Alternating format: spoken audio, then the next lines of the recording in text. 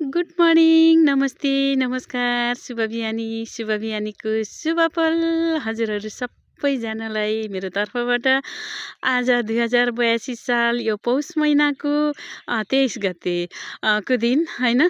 यो वर्षैभरिको जाडो चाहिँ आजको दिन मैले मानेको छु। हजुरहरूले के कसरी निहाल्नु भएको छ?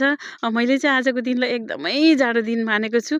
हेर्छु त यहाँ अहिले बिहानको 10 बजेर करिब 17-18 मिनेट गइसकेको अवस्था छ। अझै पनि यो हुस्सु कत्ति पनि फाटेको छैन।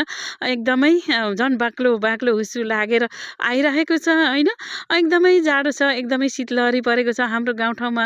हजुरको गाउँठाउँमा कस्तो छ के कसरी निहाल्नु भएको छ?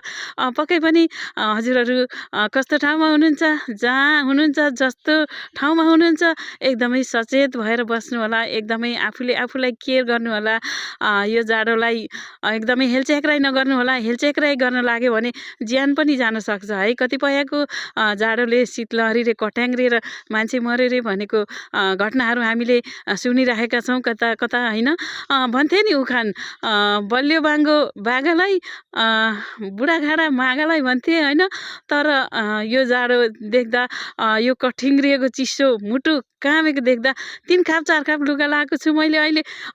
यति गर्दा पनि यो शरीर तातेको छैन, एकदमै मुटु कामेको छ। धामी त के काम्नुहुन्छ, त्यसरी यो मुटु त्यसरी कामेको छ। अहिले मलाई यो बोल्न पनि त्यस्तै जाडो भएको छ एकदमै। त्यही भएर यो पुस माघ त के यो पुसमै गइन्छ होला जस्तो लाग्छ। माघमा त खै पर्खिन सकिएला र यस्तै जाडो हो भने है। पक्कै पनि आफूलाई एकदमै केयर गर्नु होला, तातो न्यानो भएर बस्नु होला पनि भन्न चाहन्छु।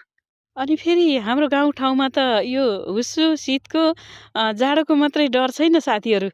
हेर्छु त यहाँ हात्तीले पनि उत्तिकै दुःख दिनुभएको छ। यस्तो खेतीहरू यो जौ घाँस छरेको यो घाँस चाहिँ हात्तीले माडेर यति धेरै नष्ट गरिदिनु भएको छ। के गर्ने, गाह्रो छ। डर पनि एकतिरको मात्र हो। ल हेर्छु यहाँ केरा, हात्तीलाई मनपर्ने खानेकुरा चाहिँ यो केरा रहेछ। हेर्छु है त, यस्तरी केराको गाँजहरू भत्काएर होइन, यसरी भत्काएर एकदमै ध्वस्त, एकदमै नष्ट गरिदिनु भएको छ। के गर्ने, गणेश भगवानले अब खोइ किन यसरी यो गर्नुभएको यो चाहिँ थाहा भएन है।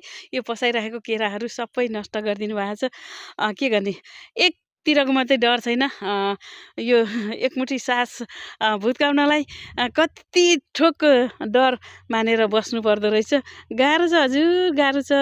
हजुरहरू सचेत रहनु होला, एकदम सुरक्षित रहनु होला।